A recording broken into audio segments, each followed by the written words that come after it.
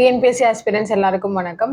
நம்ம KP square publication சார்பா நம்ம group 1, group 2, group 2A, group 4 போன்ற போட்டித் தேர்வுகளுக்கு நோட்ஸை நம்ம வீடியோஸாக ரிலீஸ் பண்ணிட்டு இருக்கோம். இதுவரை நம்ம சேனல்ல 2 வீடியோ ரிலீஸ் பண்ணியிருக்கோம். ஒன்று எப்படி படிக்கணும், அதுக்கான டைம் மேனேஜ்மெண்ட் என்ன அப்படின்றது நான் ரிலீஸ் பண்ணியிருக்கோம்.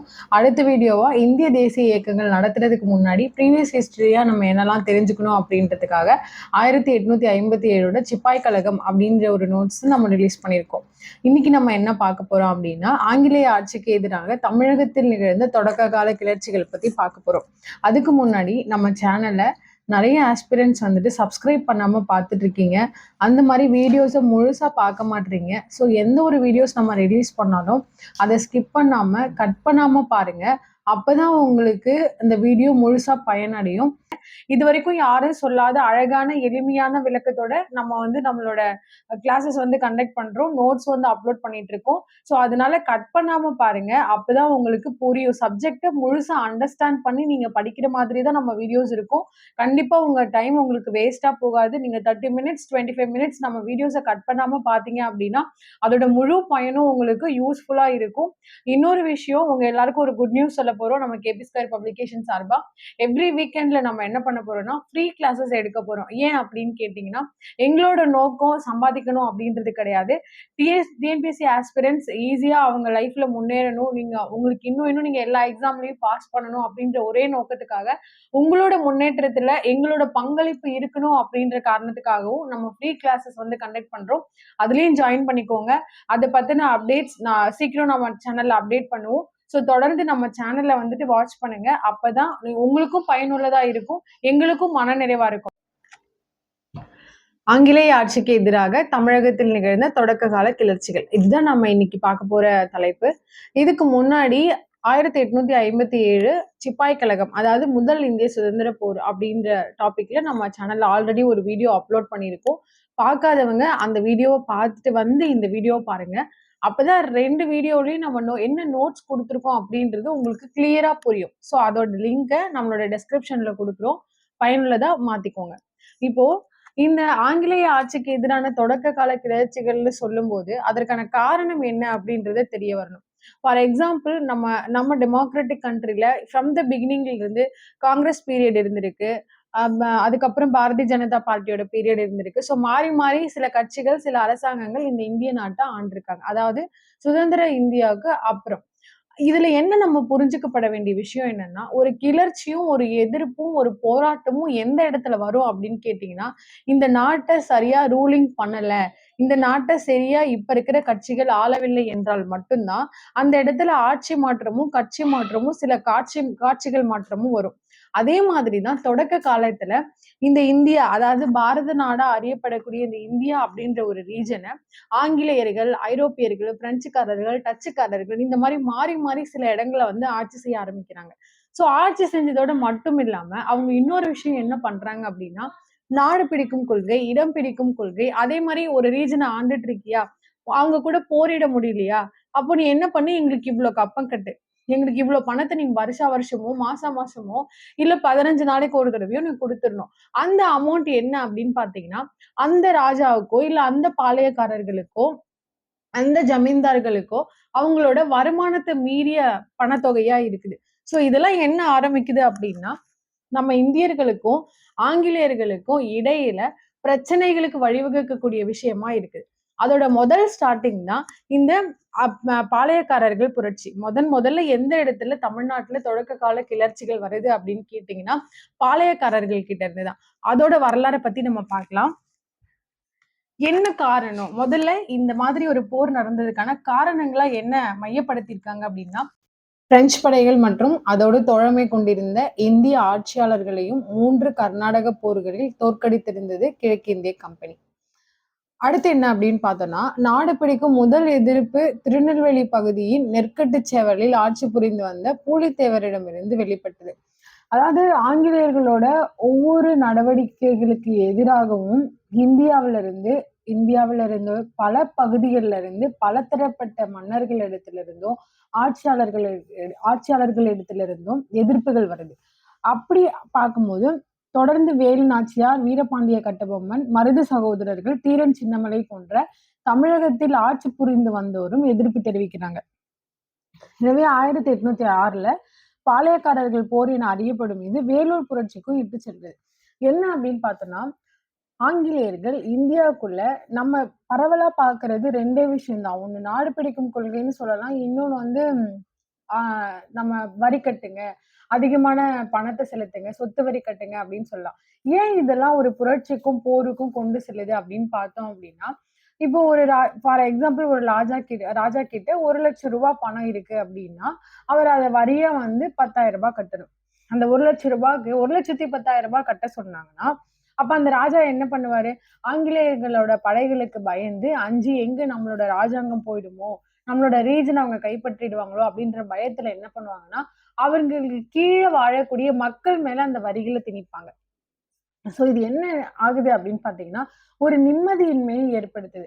சோ இதெல்லாம் சேர்ந்து என்ன ஆகுதுன்னா, நம்ம மண்ல நம்ம ஆள வேண்டிய இந்த மண்ண ஒரு வெளிநாட்டவன் வந்து ஆள்றது மட்டும் இல்லாம, நம்மள அடக்கி ஆள்றானே அப்படின்ற கோவத்த இந்த இந்தியாவோட எல்லா பகுதிகள்ல இருக்க ஆட்சியாளர்கள் இடத்தையும் தூண்டுது. அப்படிதான் இந்த முதல்ல தமிழகத்துல இருந்து இந்த கிளர்ச்சி ஆரம்பிக்குது.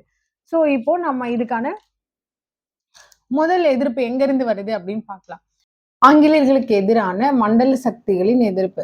இப்போ இந்த டாபிக்கோட எக்ஸ்பிளனேஷன்ஸ் நம்ம பார்க்கறது போதே நம்ம சேர்ந்து என்ன பண்ண போறோம் அப்படின்னா, இதுல இருந்து ஒன் வேர்ட்ஸ் எப்படி கேட்பாங்க அப்படின்றதையும் சேர்த்து டிஸ்கஸ் பண்ண போறோம். சரி வாங்க டாபிக் உள்ள போலாம். பாளையம் என்ற சொல் ஒரு பகுதியையோ, ஒரு ராணுவ முகாமையோ அல்லது ஒரு சிற்றரசையோ குறிப்பதாகும்.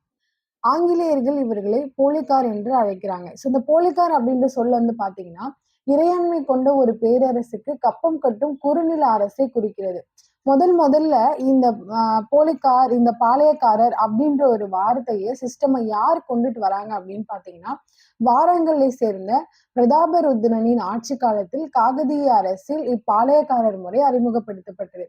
சிம்பிளா உங்களுக்கு சொல்லணும் அப்படின்னா, நிறைய கண்ட்ரீஸ்ல அவங்களோட ரூலிங் சிஸ்டம் வந்து ரொம்ப டிஃப்ரெண்டா இருக்கும். நம்ம இந்தியால எடுத்துக்கிட்டோம் அப்படின்னா, பிரைம் மினிஸ்டர், அதுக்கப்புறம் பிரசிடென்ட். ஃபர்ஸ்ட் நம்ம அரசியலமைப்போட ஹெட் யாரு அப்படின்னு பார்த்தோம் அப்படின்னா, பிரசிடென்ட் தான் சொல்லுவோம். அதுக்கு கீழே ஒரு பிரைம் மினிஸ்டர், அதுக்கப்புறம் மெம்பர் ஆஃப் லெஜிஸ்லேட்டிவ் அசம்பிளிஸ், அதுக்கப்புறம் அதுக்கு கீழே வரக்கூடிய மாநில அரசாங்கங்கள். இந்த மாநில அரசாங்கத்தை கட்டுப்படுத்துறது யாரு அப்படின்னு கேட்டீங்கன்னா, மத்திய அரசாங்கம். ஸோ இப்படிதான் ஒரு டெமோக்ராட்டிக் சிஸ்டம். அதாவது நம்ம இந்தியாவில் இந்த சிஸ்டமேட்டிக் நம்ம கொண்டுட்டு வர்றதுக்கு கிட்டத்தட்ட 1857ல இருந்து 1947 வரைக்கும் ஸ்ட்ரகிள் பண்ணியிருக்கோம். இந்த ஆட்சி முறைகளை நம்ம எங்க இருந்து எடுத்துக்கிட்டோம் அப்படின்னு பாத்தீங்கன்னா, மொத்தமா பார்க்கும்போது நம்மளோட இந்த அரசியல் அமைப்பு சட்டத்தை 60க்கும் மேற்பட்ட நாடுகள்ல இருந்து நம்ம என்ன பண்ணியிருக்கோம், அடாப்ட் பண்ணி தான் எழுதியிருக்கோம். நம்மளோட இந்திய அரசியல் அமைப்பு சட்டம் அப்படின்றது முகப்புரையை தவிர்த்து மீதி இருக்கிற எல்லா டாபிக்ஸுமே, மீதி இருக்கிற எல்லா முறைகளுமே நம்ம 60க்கும் மேற்பட்ட நாடுகள்ல இருந்து என்ன பண்ணியிருக்கோம், அவங்களோட நாட்டுல ஆட்சி முறை எப்படி இருக்கு அப்படின்றத பார்த்துதான் நம்ம அரசியலமைப்பு சட்டத்தை முழுசா எழுதி முடிச்சிருக்கோம். அதே மாரி முதல்ல இந்த பாளையக்காரர் சிஸ்டம் எங்க அறிமுகப்படுத்துறாங்க அப்படின்னு கேட்டீங்கன்னா, வாராங்கல்ல பிரதாபருத்ரன் அப்படின்ற ஒரு காகதீய அரசாங்கத்துல அறிமுகப்படுத்தி இருக்காங்க. இதை யார் நம்ம தமிழ்நாட்டு, அதாவது அப்ப இருக்கிற தமிழக பகுதிக்கு இது யார் கொண்டுட்டு வராங்க அப்படின்னு பாத்தீங்கன்னா, 1529ல மதுரை நாயக்கரா பதவியேற்ற விஸ்வநாத நாயக்கர் அவரது அமைச்சரான அரியநாதரின் உதவியோடு தமிழகத்துல இந்த முறையை வந்து அறிமுகப்படுத்துறாரு. சோ இதுல என்ன அப்படின்னு பாத்தீங்கன்னா, பாளையக்காரர்கள் ஒவ்வொன்றும் அந்த பாளையக்காரர்கள் அறியப்படக்கூடியவங்க எந்த மாதிரி அவங்களோட ஆட்சியில அமைச்சிருப்பாங்க அப்படின்னு பாத்தீங்கன்னா, பரவலா நிறைய விஷயங்களை நம்ம டிஸ்கஸ் பண்ணலாம். அப்படி பார்க்கும்போது அவங்க காவல் காக்கும் கடமையை வந்து என்ன சொல்றாங்க அப்படின்னா, படிக்காவல்னும் அரசு காவல்னும் அழைக்கிறாங்க. சோ இதுக்கு மேல அப்படின்னு பாத்தீங்கன்னா, இந்த பாளையக்காரர்கள் மொத்தமா எத்தனை இருக்குன்னு நம்ம சொல்லவே வேணாம். எல்லா இடத்துலயும் பேச்சு வழக்கா நம்ம நிறைய படத்துல பார்த்திருப்போம், பேச்சு வழக்குல பார்த்திருப்போம். ஸ்கூல் படிக்கும்போது நம்மளுக்கு டீச்சர்ஸ் கிளாஸ் எடுக்கும்போது கேட்டிருப்போம். பாளையம்னாலே 72 பாளையக்காரர்கள் அப்படின்னு சொல்லுவோம். சோ இது என்ன அப்படின்னு பாத்தீங்கன்னா, முக்கியமான பாளையங்களா நம்ம எதை வந்து சொல்றோம் அப்படின்னா, கிழக்கு மேற்குல அமைக்கப்பட்ட பாளையங்கள் தான் முக்கியத்துவம் பெறுது. அப்ப கிழக்குல பார்க்கும்போது சாத்தூர், நாகலாபுரம், எட்டயபுரம் மற்றும் பாஞ்சாலங்குறிச்சி. மேற்குல வந்து பார்க்கும்போது ஊத்துமலை, தலைவன்கோட்டை, நடுவக்குறிச்சி, சிங்கம்பட்டி, சேத்தூர். இதெல்லாம் மேற்குல மிக முக்கியமா அறியப்படக்கூடிய பாளையங்கள். இப்போ நம்ம இதுல இருந்து எப்படிலாம் கொஸ்டின்ஸ் கேட்கலாம் அப்படின்றத நம்ம டிஸ்கஸ் பண்ணுவோம். ஃபார் எக்ஸாம்பிள், ஒரு சிற்றரசை எப்படி குறிப்பாங்க பாளையக்காரர்கள் பீரியட்ல அப்படின்னு கேட்கலாம். கேட்க வாய்ப்புகள் இருக்கு. அப்ப எப்படி குறிக்கிறாங்க? பாளையம் அப்படின்னு சொல்றாங்க. இதுவே பாளையம் என்ற சொல் ஒரு பகுதியையோ, ஒரு ராணுவ முகாமையோ அல்லது ஒரு சிற்றரசையோ குறிப்பதாகவும் சொல்லியிருக்காங்க. அப்ப பாளையம் என்ற சொல் எதை குறிக்கிறதுன்னு கேட்டு சிற்றரசுன்னு குடுத்திருக்கலாம், பேரரசுன்னு சொல்லியிருக்கலாம், அல்லது ஒரு குறிப்பிட்ட ஜமீன்தாரி சிஸ்டம்னு சொல்லியிருக்கலாம். அப்ப ஆன்சர் நம்ம என்ன சொல்லலாம்? சிற்றரசை குறிக்கும் அப்படின்னு சொல்லலாம். இந்த போலிக்கார் என்ற ஆங்கிலேயர்கள் இவர்களை எவ்வாறு அழைத்தனர் அப்படின்னு ஒரு கொஸ்டின் கேட்டாங்கன்னா, போலிக்கார்ன்னு ஆங்கிலேயர்கள் யாரை அழைக்கிறாங்க? பாளையக்காரர்களை தான் சொல்றாங்க. அதே மாரி போலிக்கார் என்ற சொல் தமிழ் சொல் இறையாண்மை கொண்ட ஒரு பேரரசுக்கு கப்பம் கட்டும் எந்த அரசை குறிக்கிறது? அது குறுநில அரசா? இல்ல பேரரசா? இல்ல நாயக்கர்களோட காலமா? இல்ல தனிப்பட்ட ஏதாவது ஒரு ரீஜன குடுத்து கேட்கலாம். அப்ப எத குறிக்கும்? குறுநிலை அரசை குறிக்கும். இல்லாட்டி இப்படி கூட கேட்கலாம். குறுநில அரசை ஆங்கிலேயர்கள் இறையாண்மை கொண்ட ஒரு தமிழ் சொல்லாக எந்த சொல்லை பயன்படுத்தினார்கள் அப்படின்னு கேட்டாங்கன்னா போலிக்கார்.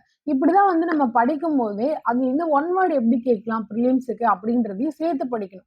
அதுக்கப்புறம் வாரங்களை சேர்ந்த எந்த மன்னன் பாளையக்காரர் முறையை அறிமுகப்படுத்தினார்னு கேட்கலாம். அப்போ நம்ம ஹிஸ்டரி நிறைய படிக்கும் போது வாரங்கள் அப்படின்னாலே அந்த ரீஜனுக்குள்ள கிருஷ்ணதேவராயர் மைசூர் சைட் போயிடும். சோ அப்படி பார்க்கும்போது நிறைய மன்னர்களோட பேரை குடிக்கலாம். நம்ம கம்பேரிட்டிவா படிக்கும்போது நிறைய அரசரோட பேரை சொல்லலாம்.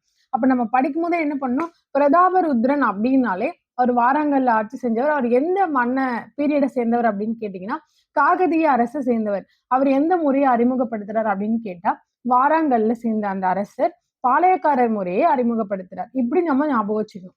அதுக்கப்புறம் பார்த்தோம் அப்படின்னா விஸ்வநாத நாயக்கர் எந்த வருடத்தில் பாளையக்கார முறையை தமிழகத்தில் அறிமுகப்படுத்தினார்னு கேட்கலாம். Option A 1529, option B 1530, option C 1620 அந்த மாதிரி டிஃப்ரெண்ட் இயர்ஸ் கொடுக்கலாம். அதுக்கப்புறம் இன்னொன்னு கேட்கலாம். மதுரையை சேர்ந்த எந்த மன்னர் பாளையக்காரர் முறையை தமிழகத்தில் அறிமுகப்படுத்தினார்? திருமலை நாயக்கர்னு சில சமயத்துல கொடுக்கலாம் ஆப்ஷன் ஏல. அதே மாதிரி அதுக்கு அடுத்து வந்த விஸ்வநாத நாயக்கர், மல்லநாத நாயக்கர் இந்த மாதிரி டிஃப்ரெண்ட் மன்னர்களோட நேம கொடுத்து நம்மளை கன்ஃபியூஸ் பண்ணலாம். அப்ப படிக்கும் போதே நம்ம என்ன பண்ணணும்? ஒன் வேர்டையும் சேர்த்து படிக்கணும். அதுக்கப்புறம் பாளையக்காரர்கள் காவல் காக்கும் கடமையை இவ்வாறு அழைத்தார்கள், இவ்வாறு அழைக்கப்பட்டதுன்னு கேட்கலாம். படிக்காவல், அரசு காவல் ரெண்டையும் ஞாபகம் வச்சுக்கோங்க. அதே மாதிரி முக்கியமான பாளையக்காரர்களாக எதையெல்லாம் பார்க்கப்படுகிறதுன்னு கேட்கலாம். கிழக்கு மற்றும் மேற்கு தான். இது எப்படி கொடுக்கலாம்? மேற்கு மற்றும் வடக்கு, தெற்கு மற்றும் வடக்கு இந்த மாதிரி ஆப்ஷன்ஸை மாத்தி மாத்தி கொடுக்கலாம். அதே மாதிரி சரியானவற்றை தேர்ந்தெடுக்க அப்படின்னு ஒரு கொஸ்டின் கேட்பாங்க. அதுல வந்து என்ன கேட்கலாம் அப்படின்னு கேட்டீங்கன்னா இப்ப நம்ம பார்த்தோம் அப்படின்னா எதெல்லாம் முக்கியத்துவம் பெறக்கூடிய பாளையமா இருக்கு? கிழக்குல வந்து சாத்தூர், நாகலாபுரம், எட்டயபுரம் மற்றும் பாஞ்சாலங்குறிச்சி. இது அப்படியே என்ன பண்ணலாம்? வடக்குன்னு மாத்தி குடுக்கலாம். இல்லையா இந்த சாத்தூரை எடுத்துட்டு இதுக்கு பதிலா அந்த பக்கம் இருக்கிற மாமல்லபுரம் ஏதாவது ஒரு அப்ப இருந்த டிஸ்ட்ரிக்ட வந்து மாத்தி நமக்கு குடுக்கலாம். அப்ப நம்ம என்ன பண்ணணும்? கரெக்ட்டா ஆர்டர் வைஸ் இத படிச்சுக்கணும். மேற்குல வந்து ஊத்துமலை, தலைவன்கோட்டை, நடுவுங்குறிச்சி, சிங்கம்பட்டி, சேத்தூர். இதெல்லாம் வந்து என்ன பண்றாங்க? மேற்குல வந்துட்டு முக்கியமான பாளையங்களா பார்க்கப்படுது. ஸோ நம்ம படிக்கும்போது ஒன் வேர்டையும் சேர்த்து படிக்கணும். அதுக்கு அடுத்த டாபிக் என்ன அப்படின்னு பார்த்தீங்கன்னா, பாளையக்காரர்களோட புரட்சி. இப்பதான் நம்ம முக்கியமான டாபிக் உள்ளேயே வரோம். அதாவது தமிழகத்துல நடந்த தொடர் கிளர்ச்சிகள்ல முதல் போர் ஆரம்பம், புரட்சி ஆரம்பம் என்ன எப்ப அப்படின்னு கேட்டீங்கன்னா, 1755ல முதல் புரட்சி யார்கிட்ட இருந்து ஆரம்பிக்குது தமிழ்நாட்டுல அப்படின்னு கேட்டோம்னா, பூலித்தேவர். ஸோ என்ன அப்படின்னு பார்த்தோம்னா, நம்ம ஆல்ரெடி பார்த்துறோம். நாடு பிடிக்கும் கொள்கை, அதிகமான பண வரி விதிப்பு, இதுக்கு மேல வந்துட்டு தமிழக மன்னர்கள் மதிக்கப்படாம போறது, அதுக்கப்புறம் அவங்களோட சொற்களுக்கு, அவங்களோட தேவைகளுக்கு செவி சாய்க்காமல் போறது, ஈஸ்ட் இந்தியா கம்பெனியோட அடக்குமுறை, இந்த மாதிரி நிறைய காரணங்கள் தான் புரட்சிக்கு வித்திட்டதுன்னு பார்த்துட்டோம். அதுல கர்னல் ஹெரான் தலைமையிலான படை என்ன பண்றாங்க? மார்ச் 1755ல ஆற்காட்டு நவாப்பின் சகோதரர் மாபுஸ் கான் திருநெல்வேலிக்கு போறார். எதுக்காக போறாங்க அப்படின்னா நாடு பிடிக்கிறதுக்காக தான். சோ என்னன்னா மதுரை மட்டும் அவங்களோட ஆட்சிக்கு உட்பட்டு வருது. ஆனா பூலித்தேவரை அடக்க அவங்களால முடியல. அவங்க திரும்பி வரும்போது மதுரையை பிடிச்சிட்டு அவங்க வராங்க. வரும்போது என்ன ஆகுது அப்படின்னா ஆங்கிலேயர்கள் இடத்துல இருந்து ஒரு ஆர்டர் வருது. அந்த ஆர்டர் என்னன்னா பூலித்தேவரோட ரீஜன்ல இருக்கக்கூடிய நெற்கட்டும் சவலை மேல வந்து என்ன பண்ணணும் அப்படின்னா போர் தொடுக்கணும் அப்படின்னு சொல்றாங்க. ஆனா அந்த போர் வந்து நடத்தல கர்னல் ஹெரானோட தலைமையில. ஏன் அப்படின்னு கேட்டீங்கன்னா அவங்களுக்கு தேவையான பீரங்கிகளின் தேவையும் துணைக்கால பொருட்கள் மற்றும் படை வீரர்களோட ஊதியம் உள்ளிட்ட காரணங்களால ஹெரான் போரிடும் எண்ணத்தில் இருந்து பின்வாங்கிட்டார். சோ இதனால கம்பெனி நிர்வாகம் அதாவது கிழக்கிந்திய கம்பெனியோட நிர்வாகம் என்ன பண்ணுது அப்படின்னு கேட்டீங்கன்னா அவரை நிரந்தரமாக பணி நீக்கம் செய்து விடுகிறது.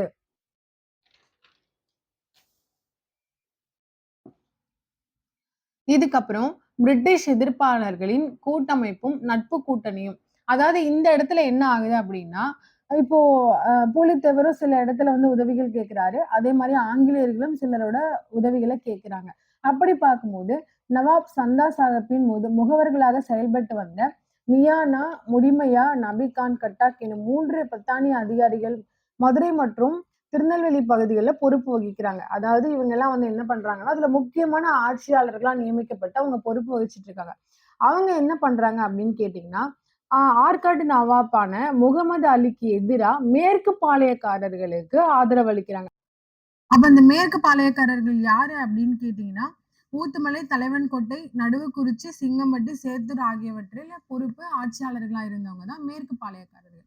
ஸோ இப்ப இங்க என்ன ஆகுது அப்படின்னு பார்த்தீங்கன்னா, அவர்களோடு பூலித்தேவர் நெருக்கமான நட்புறவை கொண்டார். யாரோட பூலித்தேவர் வந்து நெருக்கமான நட்புறவை வளர்த்துக்கிறாரு அப்படின்னு கேட்டீங்கன்னா, நவாப் சந்தா சாஹிப்போட முகவர்களா செயல்பட்டு வந்தாங்க இல்லையா? மியானா, முடிமையா, நபிகான் கட்டாக் அவங்களோட இவர் என்ன பண்றாரு? நட்புறவை வளர்த்துக்கிறார். இதுக்கப்புறம் என்ன நடக்குது அப்படின்னு பார்த்தீங்கன்னா, பூலித்தேவர் ஆங்கிலேயர்களுக்கு எதிரா போரிட பாளையக்காரர்கள் கூட்டமைப்பு ஒன்று ஏற்படுத்துறாரு. முதல்ல ஆங்கிலேயர்களை நம்ம எதிர்க்க போறோம். அப்போ ஒரு சின்ன ரீஜன் அதாவது பூலித்தேவர் ஆண்டுகிட்டு இருக்க அந்த மேற்கு பாளையம் சம்பந்தப்பட்ட இடங்கள்ல இருக்கிறவங்க மட்டும் பத்தாது. மொத்த பாளையங்களையும் நம்ம ஒன்று சேர்க்கணும். அப்பதான் அவங்களுக்கு தேவையான படைபலமும், பணபலமும் ரொம்ப முக்கியம். இது 2ம் இருந்தா மட்டும் பத்தாது. படை வீரர்களுக்கு உணவு முறைகளும் ரொம்ப முக்கியம். அது இருந்தாதான் முழுமையா அந்த புரட்சியையும், போரையும் என்ன பண்ண முடியும்? ஆங்கிலேயர்களுக்கு எதிரா நடத்த முடியும். இதெல்லாம் மனசுல வச்சு பூலித்தேவர் என்ன பண்றாரு அப்படின்னா, இந்த பாளையங்களை ஒன்றிணைச்சு அதன் மூலியமா ஒரு கூட்டமைப்பை ஏற்படுத்தி, அந்த கூட்டமைப்போட உதவியோட என்ன பண்றாரு? போர் தொடுக்கலாம். அப்ப ஆங்கிலேயர்களை நம்ம ஈஸியா எதிர்க்க முடியும். அப்படின்ற ஒரு முடிவுக்கு வராரு. இப்ப இந்த இடத்துல என்ன ஆகுது அப்படின்னு பார்த்தீங்கன்னா, சிவகிரி, எட்டயபுரம், பாஞ்சாலங்குறிச்சி இதுல இணையல. அவர் எவ்வளவு முயற்சி பண்ணியும் என்ன ஆகுதுன்னா, சிவகிரி பாளையம், எட்டயபுரம் பாளையம், பாஞ்சாலங்குறிச்சி பாளையம் அதுல இணையவே மறுத்துட்டாங்க. இது ஏன் அவங்க இணையல அப்படின்னு கேட்டீங்கன்னா, அவங்க எல்லாருமே ஆங்கிலேயர்களுக்கு அதாவது ஆங்கிலேயர்களோட கூட்டுறவு வச்சு அவங்களுக்கு சப்போர்ட் பண்ணா, நம்ம ரீஜனுக்கு எந்த பிரச்சனையும் வராது. நம்ம அதன் மூலியமா குறைவான கப்பம் கட்டலாம். குறைவா அவங்க நம்ம கிட்ட நாடு பிடிக்கும் கொள்கை குறைவா பயன்படுத்துவாங்க. நமக்கு ஃபேவரா இருப்பாங்க அப்படின்னு நம்புறாங்க. இதுக்கப்புறம் ஆங்கிலேயர்கள் புதுக்கோட்டை மற்றும் ராமநாதபுரம் மன்னர்களின் ஆதரவை வாங்குறாங்க. இந்த இடத்துல என்ன ஆகுதுன்னா, பூலித்தேவர் இப்ப அவங்கள எதிர்க்கிறாரு அப்படின்றது தெளிவா ஆங்கிலேயர்களுக்கு தகவல் போயிடுது. இந்த இடத்துல ஆங்கிலேயர்கள் என்ன பண்றாங்க, நம்மளோட படைகளை மட்டும் வச்சு நம்மளால என்ன பண்ண முடியாதுன்னா, இங்க இருக்கிற பூலித்தேவரோட அந்த கூட்டமைப்பையும், அந்த போரையும் எதிர்க்க முடியாதுன்னு நம்புறாங்க. அதற்கு முக்கியமான காரணம் என்ன அப்படின்னு கேட்டீங்கன்னா, மொழி. ஆங்கிலேயர்களுக்கு தெரிஞ்சதெல்லாம் பிரெஞ்சு, இங்கிலீஷ் மட்டும்தான். இந்த மொழிய வச்சுட்டு நம்மளால என்ன பண்ண முடியாதுன்னா, இங்க இருக்கிற வியூகங்கள் அவங்களுக்கு அது ட்ரான்ஸ்ஃபர் ஆகாது. அதுக்காக என்ன பண்றாங்க அப்படின்னா, தமிழ் மன்னர்கள் அதாவது தமிழ் பேசக்கூடிய இடத்துல இருந்து புதுக்கோட்டை மற்றும் ராமநாதபுரம் மன்னர்கள் கிட்ட உதவி கேட்கிறாங்க. முக்கியமா புதுக்கோட்டை, ராமநாதபுரம் ஏன் இந்த இடத்துல வருதுன்னு பார்த்தோம்னா, இவங்க இந்த 72 பாளையங்களுக்குள்ள அங்கம் வகிக்கக்கூடிய நபர்களாவும் இருக்காங்க. அதே சமயத்துல பூலித்தேவரோட எதிர்ப்பாளர்களாவும் இருக்கிறாங்க. இத தெரிஞ்சுக்கிட்டு ஆங்கிலேயர் என்ன பண்றாங்க, அவங்க கூட ஒரு நட்புறவ வளர்த்து, அதன் மூலியமா அவங்களோட மொழி பிரச்சனை மேலும் இந்த புலித்தேவர் ஏற்படுத்தின பாளையக்காரங்கள கூட்டமைப்புல இருக்கிற பிளஸ் என்ன, மைனஸ் என்ன அப்படின்றத தெரிஞ்சுக்கிட்டு, இப்போ பூலித்தேவர் மேல போர் தொடுக்க ஆயத்தமாவறாங்க. சோ இப்ப என்ன ஆகுதுன்னா, இந்த இடத்துல பூலித்தேவர் என்ன பண்றாரு அப்படின்னா, மைசூர் ஆண்டுகிட்டு இருந்த ஹைதர் அலி கிட்டயும், பிரெஞ்சுக்காரர்களோட ஆதரவையும் பெறதுக்கு முயற்சி பண்றாரு. ஏன் அப்படின்னு கேட்டா, பூலித்தேவர் அப்படின்ற இந்த பாளையக்காரர்களோட கூட்டமைப்பு ஆங்கிலேய படைகளை எதிர்க்கக்கூடிய அளவுக்கு போதுமான அளவு படைபலத்தையும், பணபலத்தையும் குடுக்கல. அதனால நமக்கு இன்னும் உதவிகள் தேவை. இன்னும் சில பேரோட சப்போர்ட் வேணும் அப்படின்ற என்ன பண்றாருன்னா, ஹைதர் அலி கிட்டயும், பிரெஞ்சுக்காரர்கள்ட்டயும் அவங்களோட உதவி வேணும் அப்படின்னு கேட்க முயற்சி பண்றாரு. ஆனா, மராத்தியர்களோடு கடுமையான மோதல்ல ஈடுபட்டிருந்த ஹைதர் அலியால பூலித்தேவருக்கு ஆதரவு அளிக்க இயலவில்லை. முதல் கிளர்ச்சி, முதல் புரட்சி கட்டாயம் வெற்றி அடைஞ்சிருக்கும். அது ஏன் வெற்றி அடையல? அது தோல்வியில முடியுது அப்படின்னு கேட்டீங்கன்னா, நமக்குள்ள இருந்த ஒற்றுமையின்மை தான். இப்போ ஹைதர் அலிக்கும் மராத்தியர்களுடையும் பிரச்சனை இல்லாம இருந்திருந்தா, ஹைதர் அலி மூலியமா மராத்தியர்களையும் ஒண்ணு சேர்ந்துகிட்டு, முதல் போர்லயே நம்மளால என்ன பண்ணியிருக்க முடியும்னா, ஆங்கிலேயர்களை எதிர்த்து போரிட்டு நம்மளால வெற்றி அடைஞ்சிருக்க முடியும். ஆனா நம்மளோட ஒற்றுமையின்மைய யார் யாருக்கு ஃபேவரா பயன்படுத்திக்கிறாங்க? ஆங்கிலேயர்கள் அவங்களோட ஃபேவரா பயன்படுத்திக்கிறாங்க. இதுக்கப்புறம் தான் இந்த களக்காடு போர். இந்த களக்காடு போர்ல என்ன ஆகுது அப்படின்னு பார்த்தீங்கன்னா, கிழக்கிந்திய கம்பெனிகளால 1000 சிப்பாய்களோடு நவாப்பால் அனுப்பப்பட்ட 600க்கும் மேற்பட்ட படை வீரர்கள் மாபூஸ் கான் பெற்றார். இந்த மாபூஸ் கான் என்ன பண்றாரு? ஓவரால் 1600 பேர வச்சுக்கிட்டு போருக்கு தயாராகுறாரு. பட் மாபூஸ் கான் என்ன பண்றாருன்னா, களக்காடு பகுதியில அவரோட படை வீரர்களை கொண்டு வந்து சேர்க்கறதுக்கு முன்னாடியே இந்த களக்காடு போர்ல என்ன பண்றாரு, நம்மளோட புலித்தேவர் திருவிதாங்கூர் அரசரோட உதவியால 2000 வீரர்களை வந்து என்ன பண்றாரு, அந்த களக்காடு போர்ல இணைஞ்சிடுறாரு.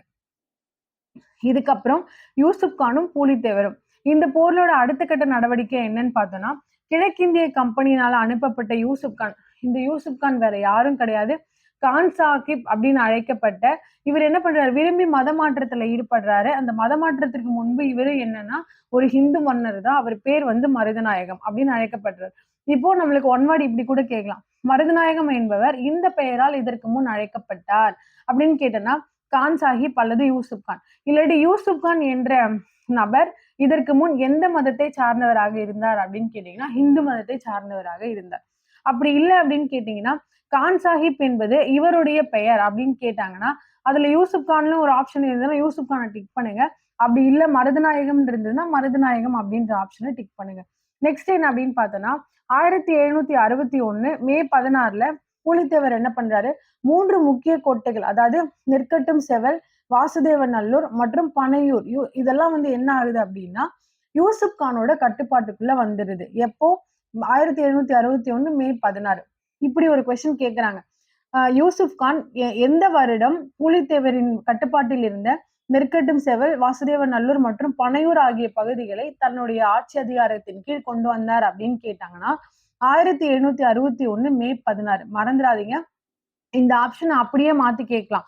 மேன் ஒரு ஆப்ஷன் மட்டும் வச்சுட்டு மேயோட டேட்டை மாத்தலாம், இல்ல இயர் 1765 மாத்தலாம், இல்ல 1800 மாத்தலாம். இந்த மாதிரி யூசுப் கான் பூலித்தேவர் அப்படின்ற ஒரு கொஸ்டின் நமக்கு கேட்டுட்டாங்க அப்படின்னாலே நீங்க எந்த இயரை ஞாபகம் வச்சுக்கணும்னா 1755 இருந்துதான் இந்த தொடக்க கால கிளர்ச்சிகள் நடக்குது.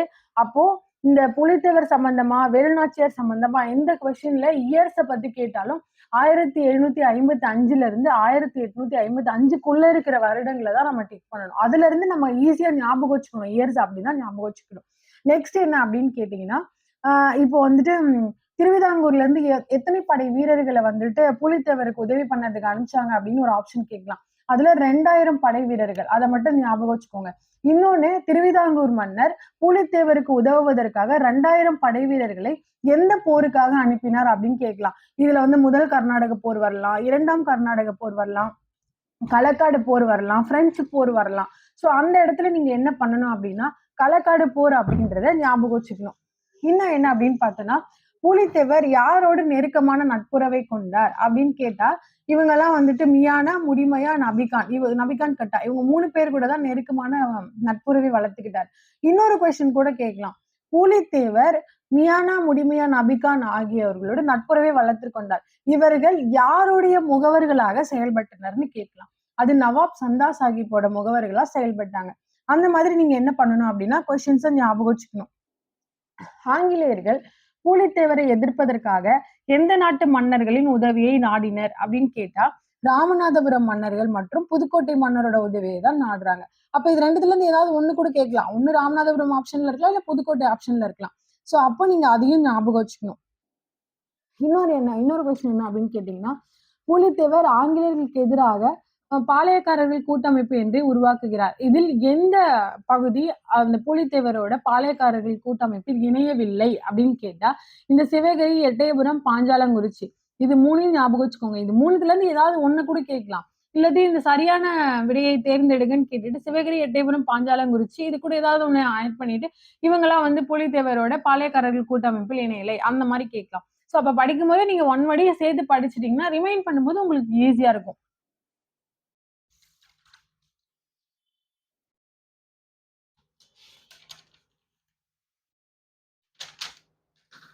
சோ இப்போ கான் சாஹிப் என்ன பண்றாரு, அவரோட கட்டுப்பாட்டுக்குள்ள அந்த பகுதியெல்லாம் கொண்டு வந்ததுக்கு அப்புறமா என்ன நடக்குதுன்னு பாத்தீங்கன்னா மேலும் பாண்டிச்சேரியை கைப்பற்றிய ஆங்கிலேயர்கள் பிரெஞ்சுக்காரர்களின் முக்கியத்துவத்தை முழுவதுமாக குறைச்சிட்டாங்க. இப்ப பிரெஞ்சுக்காரர்களுக்கும் ஒரு சில இடத்துல என்ன இருந்ததுன்னா முக்கியத்துவம் இருந்தது, அவங்களும் ஒரு படைபலம் மிக்க ஒரு பார்ட்டா இருந்திருக்காங்க. சோ அதுக்காக என்ன பண்றாங்க, சரி நீங்க தானே வந்து மத்த மன்னர்களுக்கு எல்லாம் உதவி பண்றீங்க, எங்களுக்கு ஆகாதவங்க கூடலாம் அப்படின்னு சொல்லி அவங்க மேலேயும் ஒரு போர் தொடுத்து என்ன பண்றாங்கன்னா அவங்களுக்கு இருந்த ஆதிக்கத்தையும் அதிகார பலத்தையும் குறைக்கிறாங்க. இதுக்கு அடுத்து என்ன ஆகுது அப்படின்னு பாத்தீங்கன்னா திருவிதாங்கூர், சேத்தூர், ஊத்துமலை மற்றும் சுரண்டை ஆகிய பகுதிகள் எதிரணியினருக்கு தங்களது ஆதரவை அளிக்க தொடங்குறாங்க. இந்த இடத்துல பூலித்தேவர் ஆரம்பிச்ச பாளையக்காரர் கூட்டமைப்பு உடையுது. ஸோ பூலித்தேவர் தோற்க ஆரம்பிச்சதுக்கு அப்புறமா இனிமே பூலித்தேவர் படைபலம் வாய்ந்த ஒரு மன்னராகவோ ஒரு சிற்றரசு மன்னராகவோ கருதப்பட மாட்டார். இனி அவரது கூட்டணியில நம்ம இருந்தோம்னா ஆங்கிலேயர்கள்கிட்ட இருந்து நமக்கு எந்த விதமான ஒரு நன்மைகளோ பாதுகாப்போ இல்ல வரி விலக்குகளோ கிடைக்காது. நம்ம இனிமே ஆங்கிலேயர்களை வந்து சப்போர்ட் பண்ணாதான் நம்மளால ஸ்டாண்ட் பண்ணிக்க முடியும் அப்படின்னு சொல்லி என்ன பண்றாங்க அப்படின்னா, இந்த திருவிதாங்கூர், சேத்தூர், ஊத்துமலை மற்றும் சுரண்டை ஆகிய பகுதிகளை சேர்ந்த பாளையக்காரர்கள் இனிமேல் நாங்கள் புலித்தேவருக்கு எந்த விதமான உதவியும் செய்ய மாட்டோம் அப்படின்னு சொல்லி அந்த கூட்டமைப்புல இருந்து விலகிக்கிறாங்க. அவருக்கு அளிச்ச ஆதரவையும் திரும்பி வாங்கிக்கிறாங்க. சோ இதுக்கப்புறம் என்ன ஆகுதுன்னா, யூசுப் கான் வந்து இந்த பாளையக்காரர்கள் கிட்ட எல்லாம் ஒன்றிணைச்சு ஆங்கிலேயர்களுக்கு ஆதரவா செயல்பட வைக்கலாம்னு சொல்லி அவங்கக்கிட்ட வந்து ஒரு பேச்சுவார்த்தை நடத்துறார். இந்த பேச்சுவார்த்தையானது ஆங்கிலேயர்களுக்கு எப்படி தெரிவிக்கப்படுதுன்னா, யூசுப் கான் வந்து பாளையக்காரர்களை ஒன்றிணைத்து ஆங்கிலேயர்களுக்கு எதிராக போர் தொடுக்க போறாரு அப்படின்னு சொல்லி பரப்பப்பட்டதுனால அதை நம்பி ஆங்கிலேயர்கள் என்ன பண்றாங்க அப்படின்னா 1764 யூசுப் கான் மீது நம்பிக்கை துரோகம் குற்றம் சுமத்தி 1764 அவரை தூக்கிலிட்டுறாங்க. சோ கான் சாஹிப் மறைவை அடுத்து இந்த கான் சாஹிப் யாரு? யூசுப் கான் அழைக்கப்படுறாரு. இதுக்கு முன்னாடி இவர் இந்து மதத்தை சார்ந்தவர்.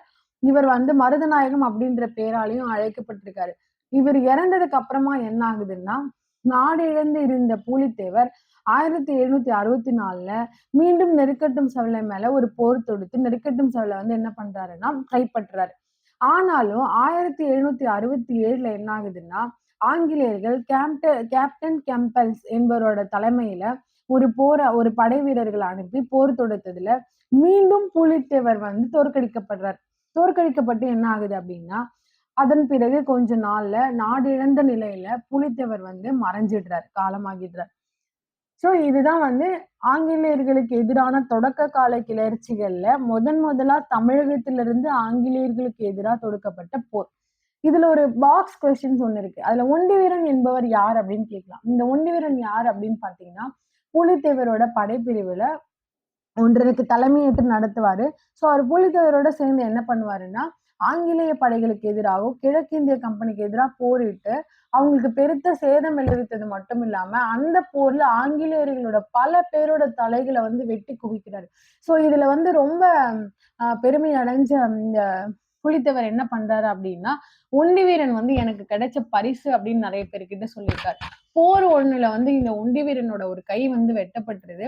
அதை நினைச்சு வந்து நம்மளோட புலித்தேவர் ரொம்ப வருந்தியதாகவும் வரலாற்றுல பேசப்படுது. சோ இதுதான் வந்து என்ன அப்படின்னு பாத்தீங்கன்னா, நம்ம பார்த்துட்டு இருக்க ஆங்கிலேயர்களுக்கு எதிராக நடந்த தொடக்க கால கிளர்ச்சிகள்ல தமிழ்நாட்டுல புலித்தேவரோட பங்களிப்பு எந்த அளவுக்கு இருந்தது அப்படின்றதையும் பார்த்துட்டோம். இதுல இருந்து ஒன் வேர்டு கொஸ்டின்ஸ் வந்து எப்படி கேட்கலாம், நம்ம அதுக்கு எப்படி படிக்கணும் அப்படின்ற டிப்ஸையும் நம்ம கிளாஸ் எடுக்கும் போதே நம்ம என்ன பண்ணிருக்கோம் கொடுத்துருக்கோம். இதுக்கு அடுத்த வீடியோல நம்ம வேலு நாச்சியார் பத்தி பார்க்க போறோம். ஸோ நம்ம சேனல்ல அப்டேட் பண்ற எந்த வீடியோவையும் இடையில கட் பண்ணாம ஸ்கிப் பண்ணாம பாருங்க. அப்பதான் உங்களுக்கு அது 100% வந்து என்னவா இருக்கும்னா யூஸ்ஃபுல்லா இருக்கும். உங்களுக்கு என்ன டவுட்ஸ் இருந்தாலும், உங்களுக்கு என்ன சஜஷன்ஸ் இருந்தாலும், உங்களோட மேலான கருத்துகளையும் சந்தேகங்களையும் நம்மளோட கமெண்ட் பாக்ஸ்ல சொல்லுங்க. உங்களுக்கு ஆன்சர் பண்றதுக்கு நாங்க அவைலபிளா இருக்கோம்.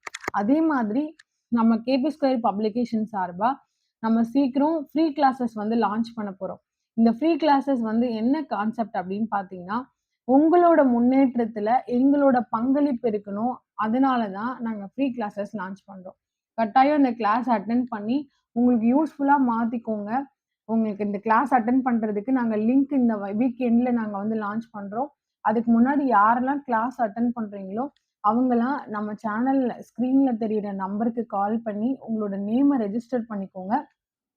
உங்களோட நம்பருக்கு நம்மளோட லிங்க்ஸை வந்து நாம அனுப்பிச்சு வைப்போம். அதே மாதிரி நம்ம சேனலை கட்டாயம் சப்ஸ்கிரைப் பண்ணுங்க, லைக் பண்ணுங்க. உங்களோட ஃப்ரெண்ட்ஸ் யார் டிஎன்பிஎஸ்சி ஆஸ்பிரண்ட்ஸ் இருந்தாலும் அவங்களுக்கு இந்த வீடியோஸை ஷேர் பண்ணுங்க. கட்டாயம் அவங்களுக்கு யூஸ்ஃபுல்லா இருக்கும். நன்றி, வணக்கம்.